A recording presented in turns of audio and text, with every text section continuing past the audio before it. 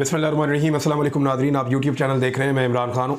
साबिक़ वज़ीर-ए-आज़म पाकिस्तान और तहरीक-ए-इंसाफ़ के चेयरमैन इमरान खान साहब ने फ़ाइनल वार्निंग दे दी है अपनी कॉल के लिए।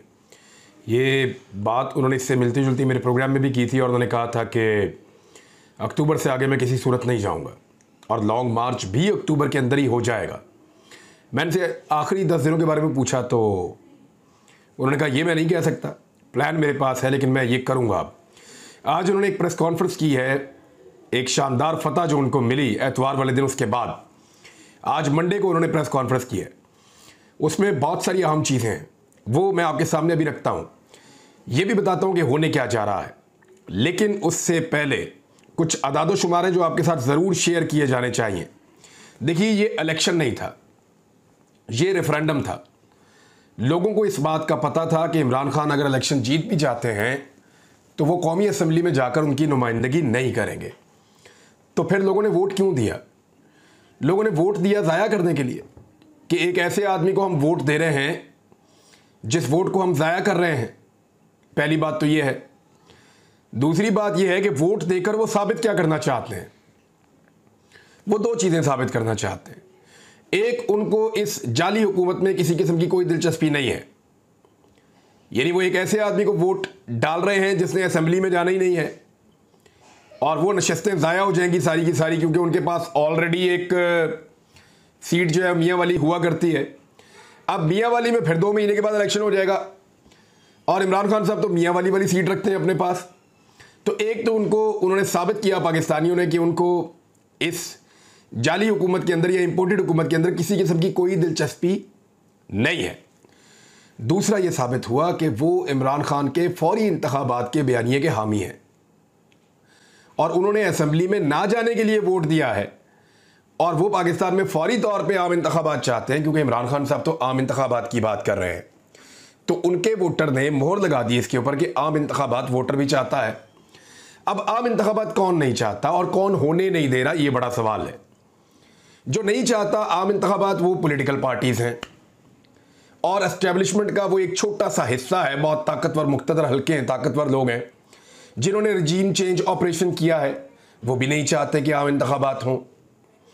और रोकने की जो पूरी की पूरी जिम्मेदारी है वो इन्हीं ताकतवर लोगों के ऊपर है, जो इलेक्शन कमीशन को भी कंट्रोल कर लेते हैं, इदारों को भी कंट्रोल कर लेते हैं, जो इवन बड़े बड़े इदारों को भी कानून नाफिज और कानून के मुताबिक फ़ैसले करने वाले इदारे जो हैं उनको भी जाके टैकल कर लेते हैं।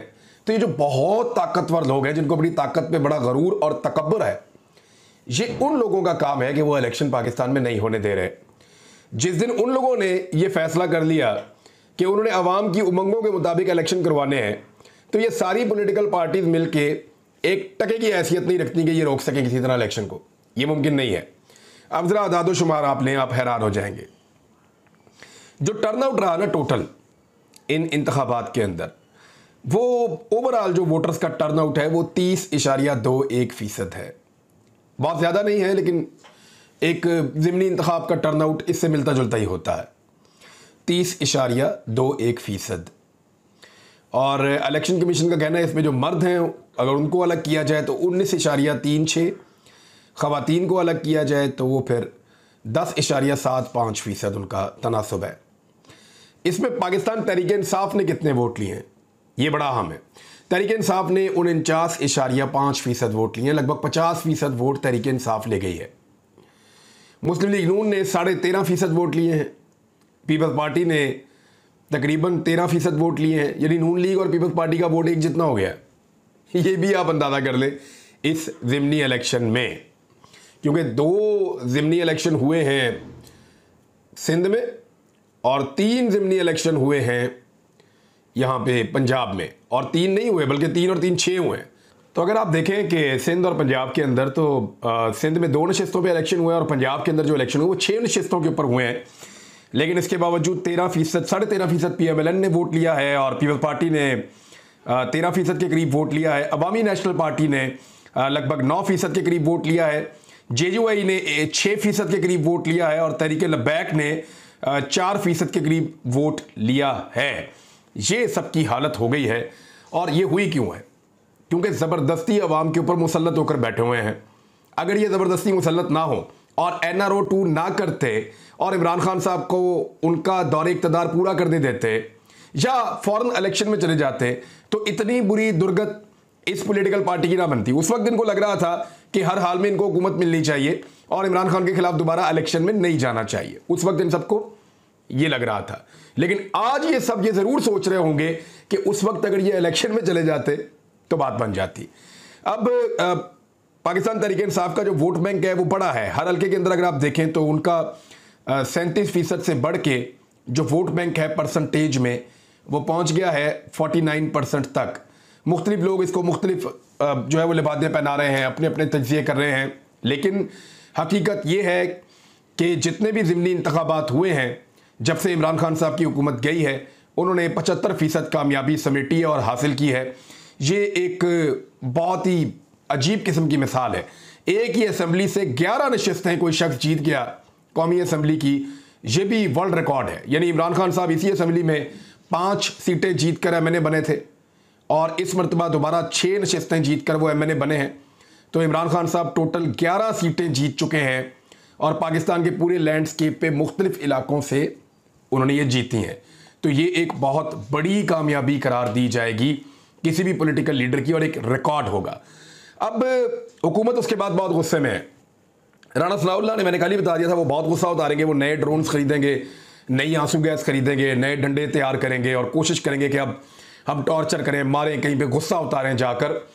तो उन्होंने वो प्रेस कॉन्फ्रेंस की फौरी तौर पे और बाकी लोगों ने अपनी अपनी की। इमरान खान साहब ने क्या कहा, उन्होंने किस तरफ इस मामले को लेकर जा रहे हैं, वो मैं आपको अभी बताता हूं। तो नाज़रीन, सारे अपने अपने बहाने भी ढूंढ रहे हैं। यानी राणा सनाउल्लाह ने कहा कि बिजली महंगी हो गई, इसकी वजह से लोगों ने हमें वोट ज़्यादा नहीं डाले।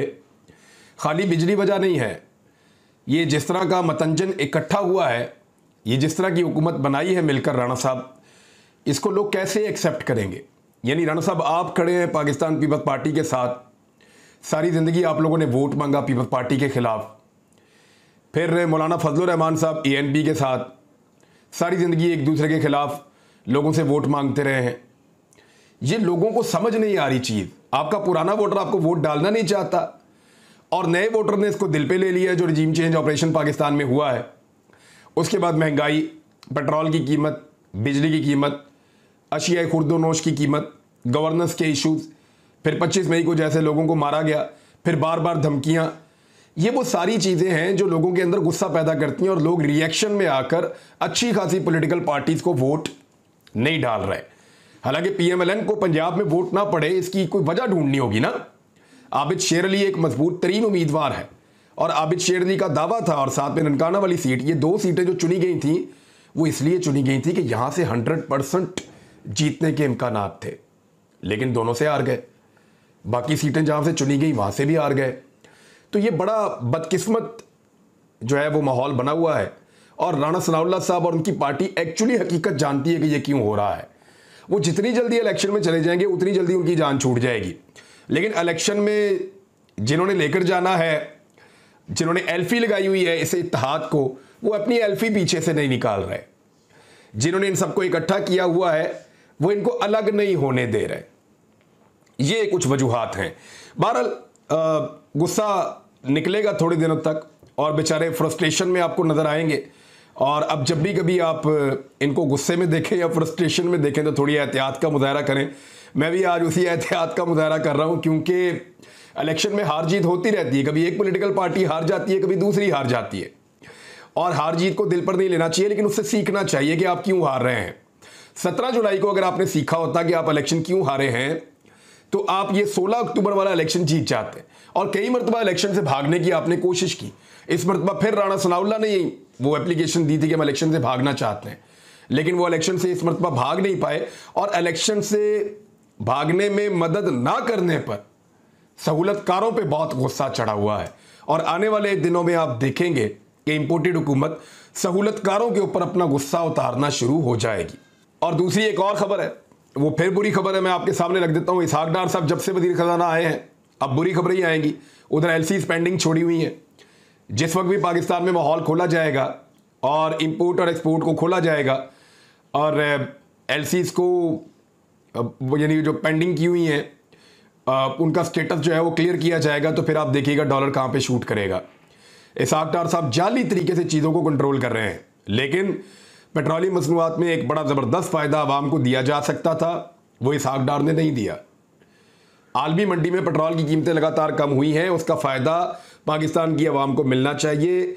बड़े लंबे अरसे से बार बार कहा जा रहा है कि यह फ़ायदा आवाम को मुंतकिल किया जाए, लेकिन इसहाक डार ने इस मरतबा भी ये फ़ायदा आवाम को मुंतकिल नहीं किया। और अब पाकिस्तान में जो पेट्रोलियम लेवी है वो कहाँ पहुँच गई है, ज़रा ये आप देख लें। पेट्रोलियम पर लेवी में 45% इजाफा कर दिया गया है। पेट्रोल पर डेवलपमेंट लेवी 47 रुपये 26 पैसे फी लीटर कर दी गई है। 47 रुपये 26 पैसे फी लीटर। मरीम नवाज ने कहा था ना कि 1 रुपया भी आलमी मंडी में पेट्रोल सस्ता होगा तो वो रिलीफ हम पाकिस्तान के शहरियों को देंगे। ये रिलीफ दिया पाकिस्तान के शहरियों को। झूठ बोलने की गंदी आदत पड़ी हुई है। मेरी लंदन तो क्या पाकिस्तान में कोई प्रॉपर्टी नहीं है, वहां से झूठ का सिलसिला शुरू होता है। 2000 रुपए, वो एक अपनी तरह की एक और बनाई हुई है, 2000 रुपए, वो भी झूठ का सिलसिला। और अब आगे ये कह रहे थे कि हम चीजों को सस्ता करेंगे, हम पेट्रोल को 70 रुपए लीटर में बेचेंगे। दावा यह था कि हम पेट्रोल को बेचेंगे 70 रुपए लीटर के अंदर। शहबाज शरीफ भी यही कह रहे थे, मिफ्ता भी यही कह रहे थे, इसहाक डार बार से यही छलांगे मार रहे थे। बिजली जो है वो हम देंगे 11 रुपए यूनिट। यही सारा कुछ कह के ये इक्तदार के अंदर आ गए, धोखा दे के इदारों को भी, आवाम को भी, सबको। और इक्तदार के अंदर आने के बाद बिजली 50 रुपए से ऊपर का यूनिट कर दिया, यानी 3 गुना कीमत कर दी पहले की निस्बत बिजली की। और पेट्रोल की कीमत भी बढ़ा दी। और पेट्रोल की कीमत बढ़ाने के अलावा जिसकी लीटर की कीमत 70 रुपए होनी थी, उसके ऊपर सिर्फ और सिर्फ जो लेवी पे कर रहा है एक आम आदमी, वो 47 रुपए 26 पैसे फी लीटर दे रहा है। अगर आप सिर्फ टैक्सेस देखें ना, लगभग 70 रुपए के करीब आप टैक्स देते हैं 1 लीटर पेट्रोल के ऊपर। मैं आम आदमी को बता रहा हूं कि जब आप पेट्रोल डालते हैं अपने मोटरसाइकिल में, अपनी गाड़ी में, 1 लीटर पेट्रोल भी आप लेते हैं तो आप उसके अंदर 60 से 70 रुपए खर्च कर रहे हैं इजाफी, और वो पैसे डायरेक्टली हुकूमत की जेब में जा रहे हैं। इतना टैक्स पाकिस्तान की तारीख में कभी किसी हुकूमत ने अवाम से वसूल नहीं किया। इतना बड़ा डाका कभी किसी ने नहीं डाला जो डाका ये इसहाक डार की वजारत खजाना के अंदर पाकिस्तान की अवाम के जेबों के ऊपर डाला जा रहा है। बहुत अनफॉर्चुनेट है और बड़ी बदकिस्मती की बात है। और साथ ये भी बता दिया है कि सर्दियों के अंदर हाथ खड़े कर दिए हुकूमत ने कि सर्दियों में गैस की लोड शेडिंग के लिए पूरी तरह आप तैयार हो जाएं। मौसम सरमा में सार्फिन गैस की लोड शेडिंग से मुस्तफीद होंगे, और ये इंपोर्टेड हुकूमत का कारनामा है। 2 बड़े बहरान आ रहे हैं, मैं बड़ी देर से खबरदार कर रहा हूं, और हुकूमत की कानों पे जूं तक नहीं रेंग रही। ये अप्रैल से हुकूमत के अंदर है और इनके कानों पे जूं नहीं रेंग रही। गैस का बहरान आ रहा है, गंदम का बहरान आ रहा है, और दोनों को टैकल करने के लिए इन्होंने कुछ नहीं किया। ऊपर से हमारा जो है इस मरतबा कपास की पैदावार 40% कम हुई है। हमें अपनी इंडस्ट्री को चलाने के लिए बाहर से इंपोर्ट करनी पड़ेगी, और वहां से भी बैन लगाया जा रहा है, जिसकी वजह से सिर्फ इतनी है कि डॉलर को कंट्रोल करना है। ये सारी गेमें पाकिस्तानियों के साथ हो रही है, जो पाकिस्तानियों को भुगतना पड़ेगा निगरान हुकूमत में और उससे आने वाली हुकूमत के अंदर भी। और अगर ये हुकूमत रहेगी अगले 2-3 महीने तो इस हुकूमत में भी भुगतना पड़ेगा। इमरान खान साहब ने जो अहम बातें की अपनी प्रेस कॉन्फ्रेंस में, मैं आपके सामने रख देता हूं। एक तो ज़िमनी इलेक्शन में जीत के हवाले से उन्होंने बात की है, और साथ ही साथ उन्होंने कहा कि अमेरिका ने जो किया इंपोर्टेड हुकूमत के साथ, इनके सारे दावों के बावजूद जो बाइडन ने बोला उस पर इमरान खान साहब ने बात की है, और उन्होंने कहा कि ये तो नाकाम हो गए अपनी खारजा पॉलिसी में, तो बड़े दावे कर रहे थे और इनको तो इज्जत भी नहीं मिली। फिर आदम स्वाति के मामले के ऊपर इमरान खान ने कहा कि इंटरनेशनल ऑर्गेनाइजेशन को अप्रोच करेंगे, हम बैन अवी इदारों तक के पास जाएंगे। हम इस्लामाबाद में एक बंदा है, जब से उसकी तैनाती हुई है वो बंदे नंगे कर रहा है और वो जुल्म तशद्दुद कर रहा है। वैसे सबको पता है कौन बंदा है, लेकिन हम फिर भी चाहते हैं कि मामला जो हैं वो ऐसी नहज के ऊपर ना जाएं। इमरान खान साहब भी यही चाहते हैं, पाकिस्तान में जितने ज़ी-शऊर लोग हैं वो सारे ये चाहते हैं कि इदारों की बदनामी नहीं होनी चाहिए, लेकिन उन लोगों को भी सोचना चाहिए ना कि इदारों को बदनाम ना किया जाए। इमरान खान साहब ने तो साफ कहा है कि दुनिया में ये छप गया कि आर्मी चीफ के ऊपर तनकीद करने पर एक सेनेटर को बहुत ज़्यादा मारा गया, पकड़ के टॉर्चर किया गया, गिरफ्तार कर लिया गया आधी रात को, फिर कपड़े भी उतार दिए उसके। तो ये दुनिया के अंदर तो आर्मी चीफ की बदनामी होगी, पाकिस्तान की फौज की बदनामी होगी, तो ये कौन है जो इस किस्म की उल्टी हरकतें कर रहा है। फिर इमरान खान साहब ने कहा मुझे पता है कौन है इसका जिम्मेदार। इसहाक डार साहब के ऊपर भी इमरान खान साहब ने तनकीद की, और फिर उन्होंने कहा कि मैं मार्च अक्टूबर में ही लेकर आऊँगा। मैं मौका दे रहा हूँ, वक्त दे रहा हूँ कि ये इंतखाबात का ऐलान करें, क्योंकि इंतखाबात का ऐलान होगा, बैठेंगे, बैठ के चीज़ें तय कर लेंगे और फिर पाकिस्तान इंतखाबात की तरफ चला जाएगा। और अगर नहीं तो फिर मार्च के अंदर, इसी अक्टूबर के अंदर इमरान खान साहब ने कहा कि मैं मार्च लेकर आऊँगा। अब दिन बाकी रह गए हैं, 2 हफ्ते भी नहीं है। तो लेट्स सी आने वाले दिनों में क्या होता है, आपको रिपोर्ट करते रहेंगे। अपना ख्याल रखिएगा, अपने चैनल का भी। अल्लाह हाफ़िज़।